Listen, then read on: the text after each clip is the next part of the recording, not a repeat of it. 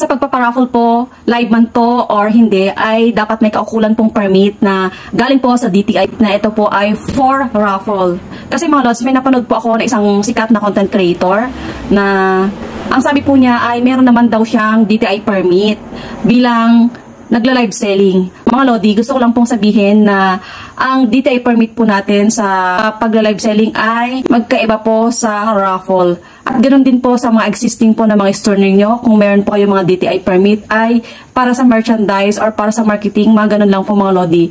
Hindi po siya connected sa raffle. Kaya kailangan po kayong kumuha ng exclusive po na permit para sa raffle lang po. Marami pa pong hindi nakakaalam na hindi po pwede na gamitin nyo po ang ibang mga DTI permit ninyo kahit nakapangalan po sa inyo. Baka mamaya ay magkampante na lang kayo dahil meron po kayong DTI permit sa ibang mga businesses ninyo. Hindi po pwede. Bigla ko na alarma mga lods, kaya gusto ko pong i-share po sa inyo at sana po i-share nyo din po sa ibang mga kapwa content creator natin, sa mga followers nyo, para ma-aware din po sila at hindi po sila magaya dun sa pito na dinakip ng mga NBI sa pagpaparaffle po ng sasakyan. Kaya pakishare mga lods sa ating mga friends or followers, lalong-lalo na po sa mga nagpaparaffle. Hanggang dito na lang po. Kapag may natutunan ay please follow, like, and share. Thank you. God bless.